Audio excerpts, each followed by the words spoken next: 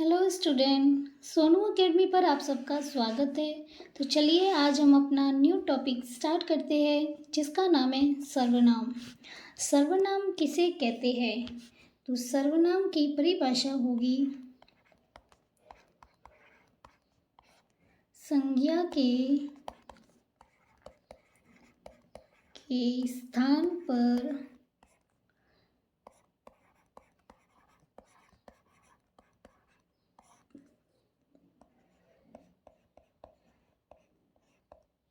प्रयुक्त शब्दों को ही क्या कहा जाता है? सर्वनाम कहा जाता है।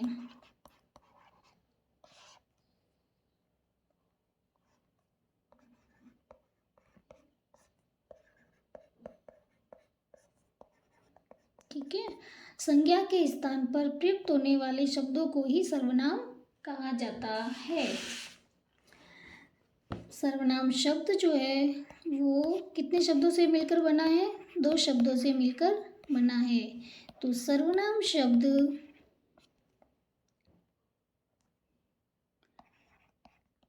दो शब्दों से मिलकर बना है।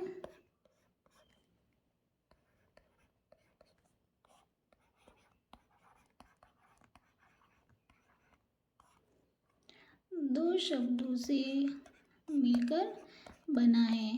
कौन कौन से शब्द है? सर्व प्लस नाम, जिसका अर्थ क्या है? सर्व मतलब क्या होता है? आप सबको पता है, सर्व मतलब होता है सभी, और नाम यानी कि सभी का नाम। तो चलिए देखते हैं कि आखिर में हमें सर्वनाम की आवश्यकता क्यों पड़ती है ना। तो पहले मैं एग्जाम्पल आपको बता देती हूँ कि इसके एग्जाम्पल कौन कौन से हैं। तो एग्जाम्पल है जैसे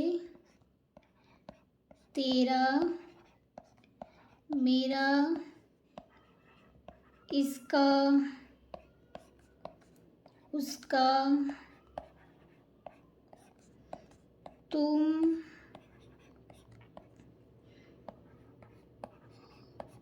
हम, हमारा, फिर होगा जैसे मैं, आप, कुछ, है ना, क्या वगैरह, ये सब क्या है? इसके एग्जाम्पल है। तो चलिए हम जानते हैं कि आखिर में हमें सर्वनाम की आवश्यकता क्यों पड़ती है। तो इसकी आवश्यकता हमें इसलिए पड़ती है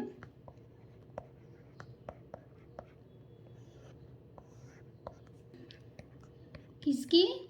संज्ञा की पुनरुक्ति दोष से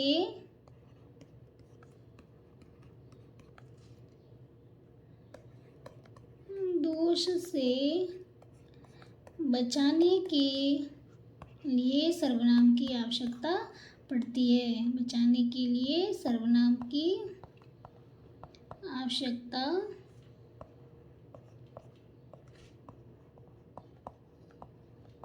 आवश्यकता हमें पड़ती है। तो देखो,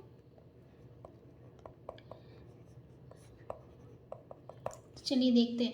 संज्ञा की पुनरावृत्ति दोष के लिए बचाने के लिए हमें सर्वनाम की आवश्यकता पड़ती है। ऐसा क्यों कहा गया है? कि देखो, जैसे मैं बोल रही हूँ है ना कि राम इधर आओ, राम ये आम खाओ, राम ये आम खाकर सो जाओ, राम सोकर उठो। तो मैं बार बार किस चीज़ को रिपीट कर रही हूँ? राम शब्द को।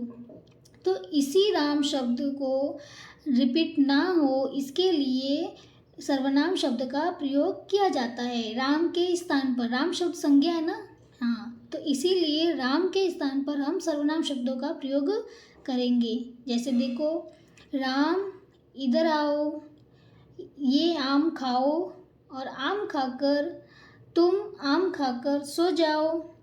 फिर वापस बोलेंगे कि आप अब उठ जाओ, है ना। तो मैंने राम के स्थान पर कहीं सर्वनाम शब्दों का प्रयोग किया है। तो इसी दोष को दूर करने के लिए हम सर्वनाम शब्द का उपयोग करते हैं। तो चलिए आगे हम देखते हैं कि कामता प्रसाद गुरु ने आखिर में सर्वनाम शब्द कितने बताए। तो देखेंगे, कामता प्रसाद गुरु के अनुसार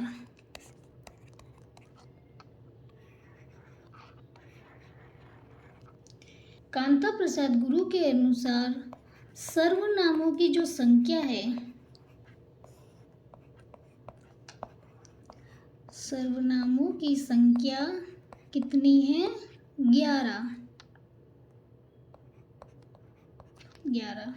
तो चलिए देखते हैं हम ये 11 कौन कौन से हैं।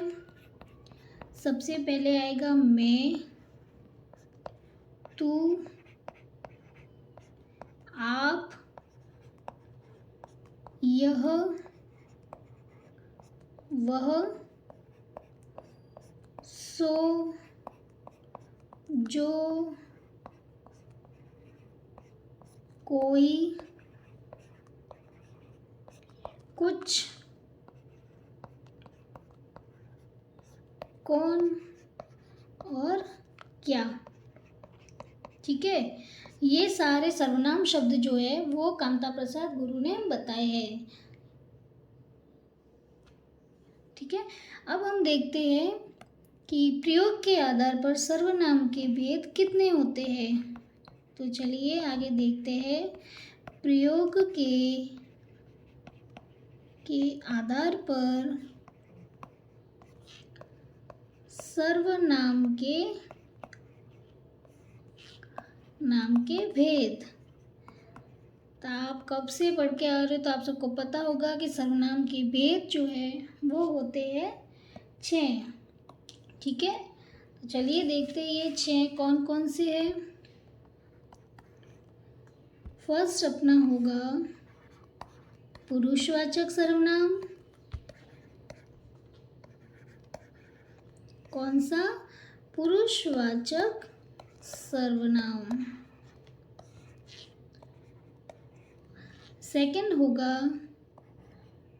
निजवाचक सर्वनाम।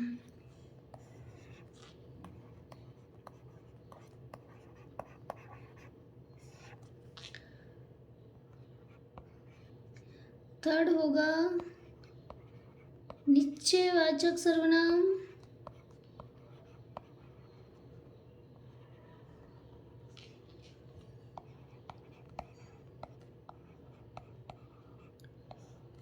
फोर्थ होगा अनिश्चयवाचक सर्वनाम।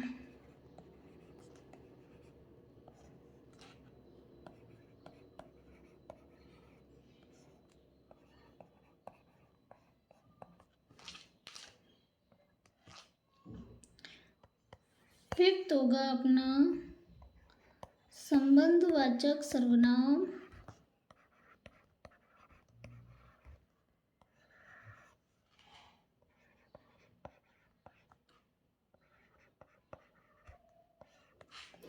और 6 है प्रश्नवाचक सर्वनाम।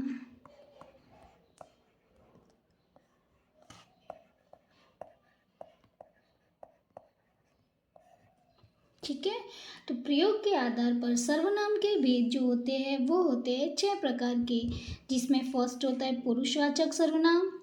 इसके भी 3 भेद होते हैं, उत्तम पुरुष, मध्यम पुरुष और अन्य पुरुष। फिर होता है सेकंड अपना निजवाचक सर्वनाम।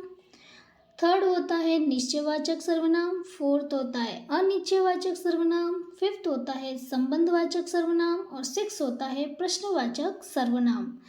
तो चलिए कल की क्लास में आज